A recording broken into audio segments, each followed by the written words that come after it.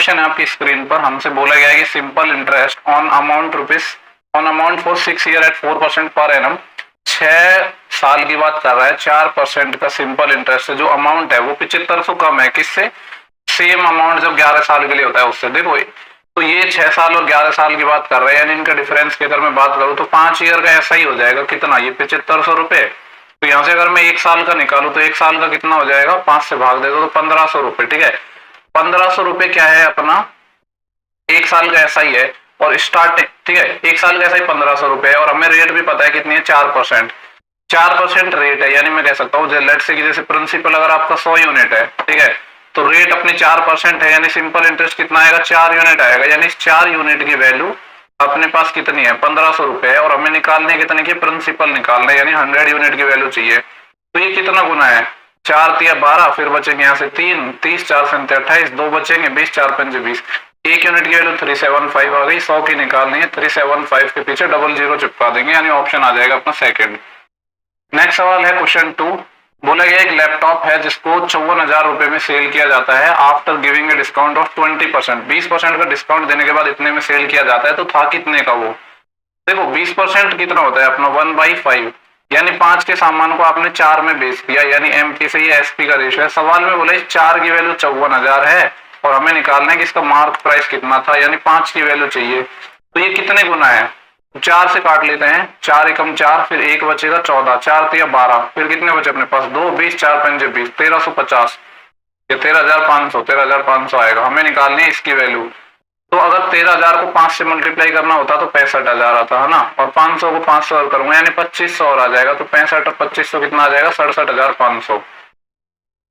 देखो नेक्स्ट सवाल है, एक्स स्क्वायर माइनस 1/x² की वैल्यू ये है और x की पावर 4 माइनस 1/x⁴ चाहिए, तो इसके फैक्टर कर सकते हैं x² plus 1/x², further x² minus 1/x² हो जाएगा। इस बार इसको नहीं तोड़ेंगे क्योंकि x² माइनस 1/x² तो हमें ऑलरेडी पता है।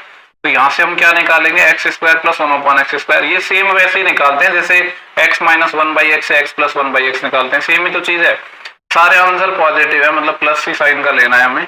और ये क्या होता है, x² माइनस 1/x का होल स्क्वायर करेंगे, यानी इसका होल स्क्वायर, 4 का स्क्वायर 16, 16 32। अगर यहाँ प्लस साइन है तो यहाँ प्लस में होता है 4, तो 32 और 4 36, 36 का 6 आ जाएगा। कुछ नहीं करना है, इन दोनों को मल्टीप्लाई करना है, 6 को मल्टीप्लाई कर देंगे 4√2 से, तो जो पूछा है वो हमें मिल जाएगा 24√2। नेक्स्ट सवाल देखेंगे इसके बाद, ठीक है। यहाँ पे है क्वेश्चन नंबर 4, बोल रहा है कि PQR जब अकेले काम करते हैं इंडिविजुअल, तो ये 9, 12 और 18 दिन में किसी काम को निपटा सकते हैं। 9, 12 और 18 सबका एलसीएम आ जाएगा 36, 9 चौके 36, 12 तिया 36, 18 दूनी 36। बोल रहा है कि अगर 7 मिलकर काम करे तो एक दिन में कितना काम करेंगे, सिर्फ ये पूछा है। तो 4 और 3 7 और 2 9 काम करेंगे, किसका, 36 का। 9/36 मतलब कितना आ जाएगा, 1/4 यूनिट काम करेंगे पर डे। ठीक है, नेक्स्ट सवाल है क्वेश्चन नंबर 5। यहाँ पे बोला गया कि रमेश है और दूसरा कौन है, राम है, एक राम है और एक रमेश है, किसी काम को 12 दिन में कर सकते हैं।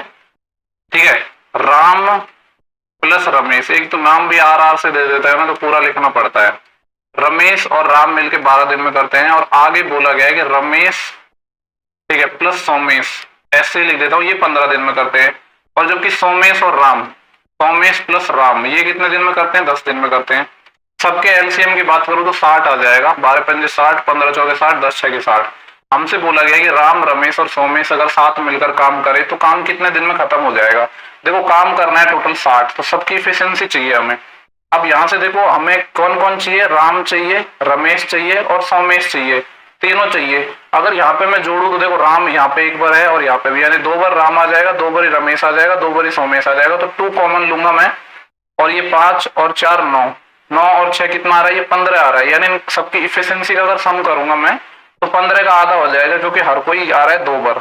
तो हमें 15/2 की इफिशियंसी से काम करना है, 2 ऊपर चले जाएगा, तो ये आ जाएगा 15 चौके 60 और 4 दूनी 8। तो 8 दिनों में ये काम को निपटा देंगे जब ये 7 मिलकर करेंगे। तो इसके बाद नेक्स्ट सवाल देखेंगे हम, क्वेश्चन नंबर 6।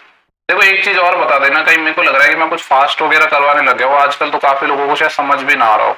ठीक है, तो लेकिन मैं उस हिसाब से करवा रहा हूँ कि एग्जाम में आप किस हिसाब से करते पेपर को। एक सर्टेन डिस्टेंस है, क्योंकि आप फिर देखते हो वीडियो की लेंथ, मैक्सिमम लोग यही देखते हैं, तो ये चीज मेरे को करनी पड़ रही है। थोड़ी सी स्पीड बढ़ाई है मैंने। एक सर्टेन डिस्टेंस है जिसको कवर किया जाता है एक पर्सन के द्वारा किसी सर्टेन स्पीड से। ठीक है, एक दूसरा पर्सन है जो क्या करता है 25% of the distance in triple time, ठीक है, इस डिस्टेंस का 25% को कवर करता है, वो भी कितने टाइम में, ट्रिपल टाइम में। तो रेशियो पूछा है स्पीड का फर्स्ट पर्सन का सेकंड से। देखो सबसे पहले अगर मैं बात करूं तो स्पीड का रेशियो पूछा है ना, स्पीड क्या होता है अपना डिस्टेंस अपॉन टाइम, ठीक है।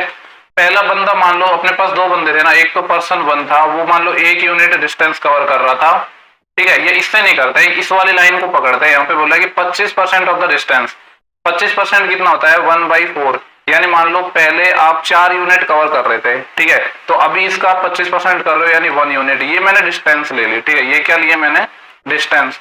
और टाइम कितना लग रहा है, ट्रिपल टाइम, यानी अगर इसको यहाँ पे 1 यूनिट टाइम लगता था तो इसको कितना लग रहा है 3 यूनिट टाइम। ये क्या है अपने पास टाइम है, हमसे पूछा है स्पीड्स का रेशियो बता दो। स्पीड क्या होता है, डिस्टेंस अपॉन टाइम। 4 अपने पास डिस्टेंस है, टाइम 1 यूनिट लग रहा था, इसका रेशियो लेना है किससे, 1 यहाँ पे डिस्टेंस है, 3 टाइम लग रहा है, तो ये आ जाएगा 4 3 12, 12:1, ठीक है। आई होप क्वेश्चन क्लियर हो गया होगा। नेक्स्ट सवाल देखेंगे क्वेश्चन 7। बोलेगा एक डिसऑनेस्ट डीलर है जो क्या करता है, आर्टिकल को सेल करता है 15% लॉस ऑन कॉस्ट प्राइस। क्या ऐसा हो सकता है आज के जमाने में कि कोई लॉस पर सेल करे, बिल्कुल नहीं। तो क्या करेगा फिर, बाट में गड़बड़ करेगा तोलने में, but uses the weight of 20 gram instead of 25, लेकिन 25 ग्राम की जगह 20 ग्राम ही देता है। तो पूछ रहा है कि इसका प्रॉफिट या लॉस परसेंटेज क्या होगा। देखो 15% लॉस की बात कर रहा है, 15% होता है 3/20, यानी 20 पे 3 का लॉस। तो पहला कंडीशन तो ये आ गया। बाद में बोल रहा है कि 25 ग्राम की जगह वो 20 ग्राम ही दे रहा है, यानी 5 से 4 दे रहा है वेट, ठीक है। तो प्रॉफिट निकालेंगे तो जस्ट रिवर्स हो जाएगा रेशो, यानी 4 से 5। तो दूसरा रेशो आ जाएगा 4 से 5। कुछ कट रहा है तो काट सकते हो, 5 से ये 4 टाइम कट जाएगा, तो ये आ गया 16 और ये आ गया 17। 16 के सामान को 17 में बेच रहे हैं, 1 का प्रॉफिट कमा रहे हैं 16 पर, और 1/16 आपको पता है 6.25% तो होगा, और साथ में प्रॉफिट है क्योंकि प्लस का आ रहा है, तो ये वाला ऑप्शन हो जाएगा। इसके बाद देखेंगे नेक्स्ट सवाल, क्वेश्चन नंबर 8 है। बोला गया कि एक एक्यूट एंगल ट्राइंगल है, न्यून कोण त्रिभुज है ABC, ठीक है। यहाँ पे मैं डायग्राम बना लेता हूँ, इस तरीके से है ABC, एक्यूट एंगल ट्राइंगल है। AL, BM और CN 3 एल्टीट्यूड है। एक कौन सा है AL, एक है अपने पास BM और एक है अपने पास CN, इसको मैंने यहाँ से मिला दिया। ये क्या है, एल्टीट्यूड है, लंब है ट्राइंगल ABC में। तो पूछ रहा है कि which of the following statement will be true, तो कौन सा स्टेटमेंट ट्रू होगा। देखो एक चीज आपको हमेशा पता होनी चाहिए कि जब भी हम एल्टीट्यूड डालते हैं ना, तो उनका जो सम है वो क्या होता है, छोटा होता है, किससे, साइड के सम से। सिंपल सी बात है ना यार, जैसे आप इसी को ले लो, कोई भी ट्राइंगल ले लो, ठीक है। वैसे मैं आपको एक एक ऑप्शन को बताऊंगा यहाँ पे। जैसे नॉर्मल आप कोई भी ट्राइंगल ले लो, सपोज क्या लोगे आप, राइट एंगल ही ले लेते हैं, चलो एक राइट एंगल में मैं बताता हूँ। जैसे मान लो ये 3 साइड है, ये 6 8 10 लेता हूँ, मैं एक एग्जाम्पल बता रहा हूँ। जैसे मैंने 6 8 10 लिया, ठीक है, साइड का सम, यहाँ से मान लो मैंने परपेंडिकुलर डाल दिया, तो अब ये जो परपेंडिकुलर है इसकी लेंथ क्या होती है, 6 8 48/10, यानी 4.8 ही आ रही है, ठीक है। ये 4.8 आ रही है, बाकी भी कुछ आएगी। तो आप देख रहे हो कि ये जो परपेंडिकुलर है तीनों साइड से भी कम आ रहा है, तो इसका मतलब ये है कि तीनों अगर परपेंडिकुलर के सम भी करेंगे ना इसमें, तो वो साइड से बड़े तो कभी भी नहीं हो सकते हैं। तो इसलिए यहाँ पे बोल रहा है कि AL, BM, CN जो भी तीनों अपने पास परपेंडिकुलर है वो छोटे ही होंगे, साइड के सम से बड़े नहीं हो सकते। तो ये स्टेटमेंट तो सही है। बाकी और को चेक कर लेते हैं। बोल रहा है कि AL, BM, CN क्या सारे के सारे परपेंडिकुलर का सम और साइड का सम बराबर होता है, बिल्कुल नहीं। बोल रहा है AL प्लस BM बराबर होता है AB प्लस BC, नहीं है, ऐसा कुछ नहीं है, ये सारी कंडीशन गलत।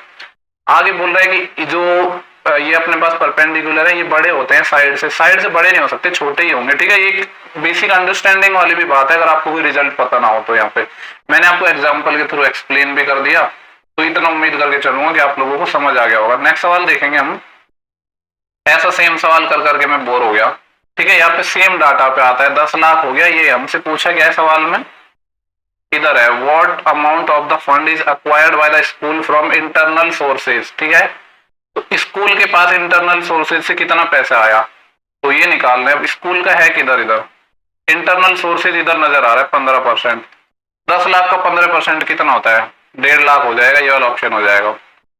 नेक्स्ट सवाल है 3x इक्वल टू है अपने पास sec a एंड 3/x है। ये थोड़ा और जूम करता हूँ इसको, ठीक है। क्या बोला है, 3x की वैल्यू अपने पास sec a है और 3/x की वैल्यू ये है, ये हमें चाहिए। देखो यहाँ से अगर मैं x निकालू, ये 3x ही निकालते हैं। 3x बराबर क्या है अपने पास sec a है, और यहाँ पे 3/x अपने पास tan a है। हमें चाहिए 9 टाइम ऑफ दिस। एक चीज मेरे को पता है कि sec और tan देख के मेरे को समझ आ रहा है कि sec square a minus tan square a अपना क्या होता है, 1 होता है। तो इस वाली आइडेंटिटी का अगर मैं यूज करूं तो sec a की वैल्यू यहाँ पे 3x है, तो इसका स्क्वायर करूंगा तो 9x स्क्वायर माइनस 1 अपॉन इसका भी आ जाएगा कितना, ये 9 अपॉन एक्स स्क्वायर, ठीक है, और ये आ गया 1, यहाँ से मैं 9 कॉमन ले सकता हूँ और ये आ जाएगा x square minus 1 upon x square. सवाल में इसी की वैल्यू पूछी थी तो हमारे पास जो कि 1 आ गई, तो 1 इसका आंसर हो जाएगा। ठीक है, नेक्स्ट सवाल देखेंगे, क्वेश्चन नंबर है 11। बोला गया कि angle subtended by the largest chord of the circle. एक मैंने सर्कल बनाया, ठीक है, लार्जेस्ट कॉर्ड कौन सी होती है, सबसे बड़ी जीवा किसी भी सर्कल में कौन सी होती है, जो डायमीटर ही होता है अपना, ठीक है। मान लो ए बी अपने पास ये एक क्या हो गया, डायमीटर हो गया, वो इसका सेंटर है, तो पूछ रहा है कि angle subtended by the largest chord, सबसे बड़ी द्वारा कॉर्ड के द्वारा जो एंगल बनाया जाएगा किस पे, of the circle to a point at the same circle, ठीक है। यानी यहाँ पे मान लो कि सर्कमफ्रेंस पे एंगल कितना बनेगा ये पूछ रहा है। आपको पता है कि अगर सबसे बड़ी जो कॉर्ड है वो डायमीटर होती है और डायमीटर है सर्कमफ्रेंस पे 90 डिग्री का एंगल बनाता है, तो ये वाला ऑप्शन हो जाएगा। ये तो बड़ा ही बेसिक सी प्रॉपर्टी पूछ ली। नेक्स्ट सवाल सिंप्लीफिकेशन का है, 120 3 बार लिखा है, इसको मैंने ए मान लिया, इसको मैंने बी मान लिया, तो ऊपर लिखा है ए क्यूब प्लस बी क्यूब और नीचे क्या लिखा है ए स्क्वायर प्लस का ए बी और प्लस का बी स्क्वायर, यही है ना, ए स्क्वायर इधर ए बी है और यहाँ पे ए क्यूब माइनस बी क्यूब था ये। इसके जो फैक्टर करेंगे तो ए माइनस बी आएगा, ब्रैकेट में ये जो चीज आएगी और ये जो नीचे चीज आएगी सेम लिखी है, तो ये तो कट जाएगी, सिर्फ ए माइनस बी बचेगा। ए 120 है, बी 100 है, दोनों का डिफरेंस लूंगा तो 20 आ जाएगा। इसको लिखने में मेरे को मेहनत होती है, square plus A B plus B square, आपको पता ही है कि वो सेम ही आएगा, तो क्यों इतना ज्यादा टाइम वेस्ट करना। नेक्स्ट सवाल देखते हैं, यहाँ पे बोला गया कि ए बी सी है, can do a piece of work in 20 30 and 60 days. A B C ये 20 दिनों में कर सकता है, ये 30 दिनों में कर सकता है, ये 60 दिनों में कर सकता है, सबका एलसीएम आ जाएगा 60, 20 3 60, 30 दूनी 60, 60 एकम 60। आगे बोल रहा है how many days can A do the work if he assisted by both B and C on every third day. तो पूछा है कि काम कितने दिन में खत्म होगा अगर ए को असिस्ट किया जाता है बोथ, ठीक है, ये मैंने आपको पहले भी बताया था कि बोल रहा है बोथ मतलब तीसरे दिन बी और सी एक साथ आएंगे, कहीं ऐसे मत कर देना कि सेकंड दिन बी को ले आओ थर्ड दिन सी को, नहीं। तो पहले दिन में तो अपने पास ए काम करेगा, तो कितना, पहले दिन नहीं एक्चुअली 2 दिन करेगा अकेला ये, तो ए की एफिशिएंसी है 3, तो 6 काम हो जाएगा, ठीक है। अब तीसरे दिन, ठीक है, थर्ड डे में क्या होगा, अपने पास ए बी सी तीनों आएंगे, तो कितना काम आएगा, 3 2 5 और 6 काम ये करेंगे। तो यहां से मैं कह सकता हूं इस तरीके से अपनी साइकिल चलेगी कि 3 दिनों में टोटल 12 काम हो गया। काम कितना करना है 60, इधर 5 से मल्टीप्लाई इधर 5 से मल्टीप्लाई, तो कितने दिन में निपट जाएगा काम, 15 दिन में, ऑप्शन सेकंड हो जाएगा। इसके बाद नेक्स्ट सवाल है, बोला गया कि Soham's initial expenditure and saving were in the ratio 5:3। आपको पता है इनकम बराबर होता है एक्सपेंडिचर प्लस सेविंग। सोहन की इनिशियल एक्सपेंडिचर और सेविंग का रेशियो था 5:3, तो इनकम कितनी आ जाएगी 8। आगे बोल रहे हैं इसकी इनकम है इंक्रीज हो जाती है 25%। देखो 8 का 25%, 25% कितना होता है 1/4, तो 8 का 1/4 यानी 2 इंक्रीज हो गई, तो अभी हो गई 10। बोल रहे कि इनिशियल सेविंग उसकी 4500 रुपए थी, इनिशियल सेविंग कितना था 3 यूनिट, इसकी वैल्यू है 4500 रुपए। तो पूछ रहा है उसकी इनकम निकालनी है इंक्रीमेंट के बाद, ये कितना गुना है, जस्ट 1500 गुना, तो अभी इनकम 10 यूनिट हो गई, तो 1500 के पीछे एक जीरो और चिपका देंगे तो 15,000 आंसर आ जाएगा, ठीक है। देखो नेक्स्ट सवाल है अपना, यहाँ पे A plus B plus C given है, A cube plus B cube plus C cube ये गिवन है, ये 98 है, ये पूछा है। देखो इसका टोटल 4 फॉर्मूले होते हैं, मैं हमेशा बोलता रहता हूँ, टेलीग्राम पर भी मैंने अभी डाला है स्क्रीनशॉट, ठीक है, जो वीडियो प्रोवाइड करवाई है उसका। तो ऐसा फॉर्मूले लगाएंगे जिसमें ये सारा डेटा काम आ जाए। तो क्या होता है A plus B plus C by 2 into bracket में thrice of A square plus B square plus C square, और माइनस में होता है A plus B plus C का होल स्क्वायर, ठीक है। मैं उम्मीद करके चल रहा हूँ कि ये जो चारों फॉर्मूले है ना ये आपको याद होने चाहिए, क्योंकि इनके बिना अलजेब्रा का क्वेश्चन बन ही नहीं सकता। मतलब अलजेब्रा पूछेगा, पेपर में अलजेब्रा पूछता है और ये वाला फॉर्मूला डेफिनेटली पूछेगा। A cube plus B cube plus A cube minus 3bc, इसकी वैल्यू 98 थी, ठीक है। 98 is equal to A plus B plus C अपने पास 14 है, तो 14/2 ब्रैकेट में थ्राइस इंटू ये वाली वैल्यू हमें फाइंड करनी है, इसको हमने x मान लिया, माइनस ए प्लस बी प्लस सी 14 है, 14 का स्क्वायर 196। सॉल्व करते हैं, 2 से जाएगा ये 7 टाइम और 7 से ये जाएगा 14 टाइम, तो क्या आ गया 14 इज इक्वल टू, देखो ये 3x है, ये माइनस का 196 आएगा, ये भी इधर चले जाएगा तो प्लस बन जाएगा, तो 3x की वैल्यू कितनी आ गई 210, तो x कितना आ जाएगा 70। सवाल में यही पूछा था, ये जो हमने x माना है A square plus B square plus C square, इसी की वैल्यू फाइंड करनी थी। नेक्स्ट सवाल है क्वेश्चन नंबर 16। बोल रहा है कि एबीसी क्या है, अपने पास एक ट्राइंगल है जिसमें डी एक पॉइंट है साइड बीसी पर। सबसे पहले तो ट्राइंगल बनाते हैं हम। ट्राइंगल है ए बी सी, डी अपना पॉइंट हो गया बीसी पर, और इस तरीके से है कि बीसी की जो लेंथ है वो कंप्लीट 16 है और बीडी यानी ये 11 है, तो ये 5 हो जाएगा। एंगल एडीसी और बीएसी बराबर है, इसको पहले तो मैं यहां से मिला देता हूं। और कौन कौन से बात की एंगल की बात कर रहा है, एंगल एडीसी यानी ये वाला एंगल, ठीक है, जैसे कि थीटा मान लो, और एंगल बीएसी यानी ये कंप्लीट एंगल, ये पूरा, ठीक है, ये पूरा, ये थीटा है, सिमिलर होंगे ये ट्राइंगल। हमसे पूछ रहा है कि एसी की लेंथ बता दो, एसी कहाँ पे, ये देखो, ये ट्राइंगल क्यों सिमिलर होंगे, सबसे पहले तो ये जानते हैं हम, ठीक है। क्योंकि मैंने सिमिलर क्यों बोला, क्योंकि ऐसे पहले बहुत बार सवाल आ चुका है, तो इसीलिए बोल रहा हूँ कि प्रीवियस ईयर लगाने का फायदा ये होता है कि पता होता है कि क्या चीज है क्या नहीं।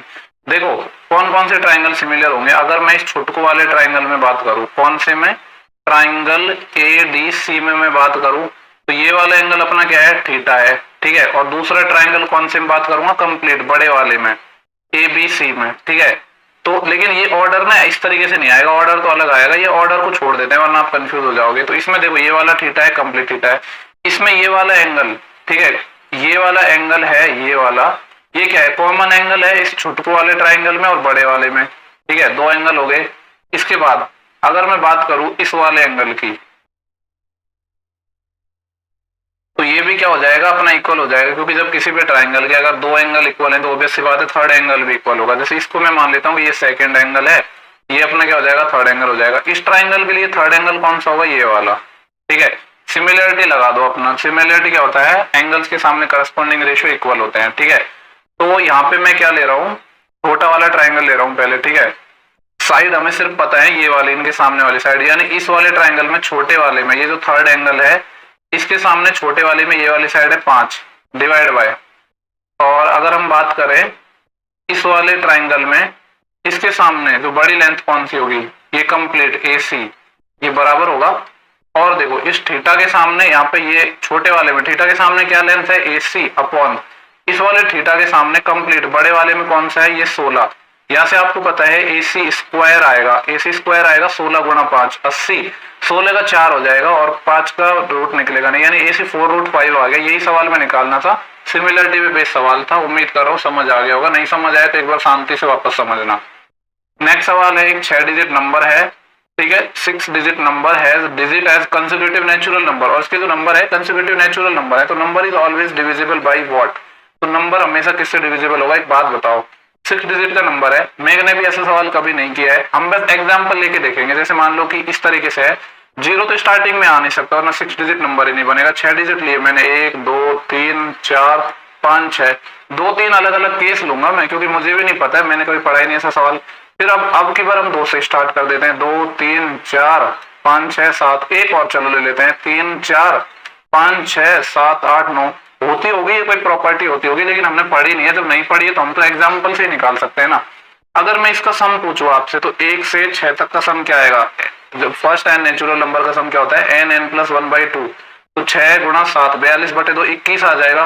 देखो 21 किससे डिविजिबल होता है, 3 से होता है, हमें पता है, लेकिन एक कोई देख के हम नहीं लगा देंगे, एटलीस्ट वेरीफाई तो करेंगे जिससे एक नई चीज सीखने को मिलेगी, ठीक है। तो इनका सम कितना हो जाएगा, 5 और 4 9, 9 और 5 14, 14 और 26 20 और 27, 27 आ रहा है या नहीं, ये 3 से हो रहा है। चलो एक और ले लेते हैं, देखो ये 9 3 से होता है, ठीक है, और 5 और 4 9 3 से हो जाएगा, 6 और 3 9 3 से हो जाएगा, 8 7 15, यानी ये भी 3 से हो रहा है। यानी एक ये चाहो तो आप इसको कंसेप्ट बना लो कि जो पहले 6 डिजिट नंबर है, मतलब कंसेक्यूटिव जो नेचुरल 6 डिजिट होंगे वो 3 से डिविजिबल होते हैं, ठीक है।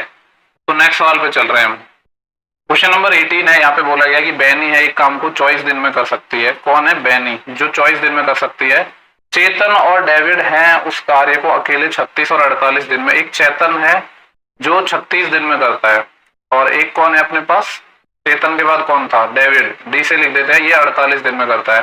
कितने ही लोग हैं, मैं इनका एलसीएम ले रहा हूँ, तो एलसीएम में आपको पता है, देखो ये क्या है, ये 12 गुणा 2 लिखा है, एक 12 गुणा 3 लिखा है, और एक 12 गुणा 4 लिखा है, यानी इन सबके एलसीएम में 12 तो आएगा। फिर बचेगा क्या, 2 3 और 4 का एलसीएम ले लो, 4 और 2 का तो 4 ही हो जाएगा, और 3 यानी 12 और आ जाएगा, तो 144 आएगा इसका, ठीक है। 12 से 2 टाइम और फिर से ये यानी 6 टाइम हो जाएगा, ये 36 4 टाइम हो जाएगा, ये 3 टाइम हो जाएगा। इनकी इफिशियंसी हमारे पास आ चुकी है, हम देखते हैं आगे क्या बोल रहा है। कि all of them begin to work together, साथ मिलकर काम करते हैं, जबकि बैनी है काम छोड़ देती है आफ्टर 4 days। ठीक है, बैनी ने काम छोड़ दिया 4 दिन, जबकि बैनी 4 दिन बाद नहीं छोड़ा है, 4 दिन छोड़ा है कंप्लीशन से पहले। तो आपको कॉन्सेप्ट पता है कि जब भी कोई काम हमारा खत्म होने से पहले छोड़ता है तो हम उसको बोलते हैं कि छोड़ के नहीं जाना, उसको रोक लेते हैं। यानी टोटल अपना 144 काम तो था ही, बैनी 4 दिन पहले छोड़कर जा रही थी तो हमने उसको नहीं जाने दिया, तो उसका वर्क ऐड हो जाएगा। बैनी की एफिशिएंसी 6 है तो 4 दिन में ये कितना काम और करती, अगर ये होती तो 24 काम और करती। आगे क्या बोला है, चेतन है कार्य पूरा होने से 10 दिन पहले छोड़ रहा है, चेतन 10 डेज पहले छोड़ रहा है तो इसको भी रोक लेंगे। चेतन की एफिशिएंसी 4 है, 10 दिन में 40 काम करता, और डेविड ने लास्ट तक काम किया तो डेविड को तो छेड़ना ही नहीं है।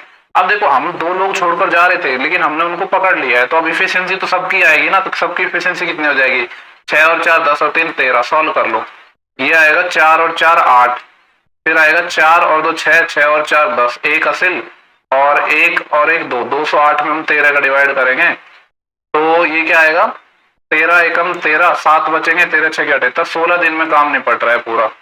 ठीक है, दोनों कॉन्सेप्ट आपको पता है। अगर कोई लास्ट से काम छोड़ के जाता है तो उसको जाने नहीं देते हैं, उसका काम ऐड कर देते हैं, और स्टार्टिंग से ज्यादा है तो उसको जाने देते हैं, उसका काम माइनस कर देते हैं। नेक्स्ट सवाल है चोर पुलिस वाला की, एक थीप है जो क्या करता है, कुछ प्रीशियस मेटल चुराए, कुछ कीमती मेटल चुराए एक स्टोर से जो कि 1150 मीटर है पुलिस स्टेशन से। यहाँ पे थीप है, दोनों के बीच की डिस्टेंस है 1150 मीटर। फिर क्या किया कि चोर ने भागना स्टार्ट किया 6 की चाल से, पुलिस वाला इसको चेंज कर रहा है 11 की चाल से, तो पूछ रहा है कि how much distance will the thief run before being caught, चोर पकड़े जाने से पहले कितने दूरी चल चुका था। तो एक तो पूछता है टोटल डिस्टेंस, अब तो पुलिस वाले की स्पीड से निकाल लेते हैं, लेकिन यहाँ पे सिर्फ चोर की डिस्टेंस पूछे कि चोर ने कितना चला, तो टाइम निकाल के चोर की स्पीड से मल्टीप्लाई कर देंगे। कॉन्सेप्ट लगेगा रिलेटिव स्पीड वाला, पहले निकालेंगे टाइम।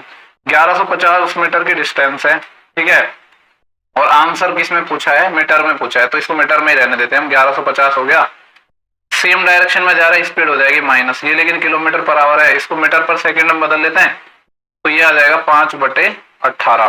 ठीक है, अगर सॉल्व करूंगा तो 5 से काटेंगे इसको तो ये 25 से ही कट जाएगा, वैसे तो 25 से ही काट लेते हैं, 25 चौके 100, फिर यहाँ से बचेंगे 15, 25 से 150, यानी टाइम आ गया इतना 46 गुणा 48, ये क्या है, सेकंड आया है। ठीक है, हमसे पूछ रहा है कि जब चोर को पकड़ा गया तो कितने दूरी चल चुका था, तो डिस्टेंस क्या होता है, डिस्टेंस होता है अपना स्पीड इनटू टाइम। चोर की स्पीड है 6 किलोमीटर पर आवर, लेकिन मीटर पर सेकंड में बदलेंगे तो 5/18 इनटू टाइम, टाइम कितना है अपने पास 46 गुणा 18 सेकंड। सॉल्व कर लो, इस 18 से 18 चले जाएगा, और 6 पंजे होते हैं 30, 30 गुणा 46, तो एक 0 आएगा, 3 6 के 18, 1 असिल, 3 चौके 12 और 1 13, 1380 मीटर आ जाएगा, ऑप्शन सेकंड हो जाएगा।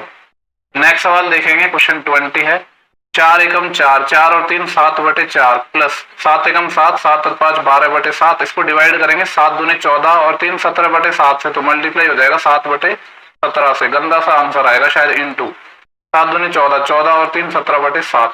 सॉल्व करते हैं इसको फर्दर,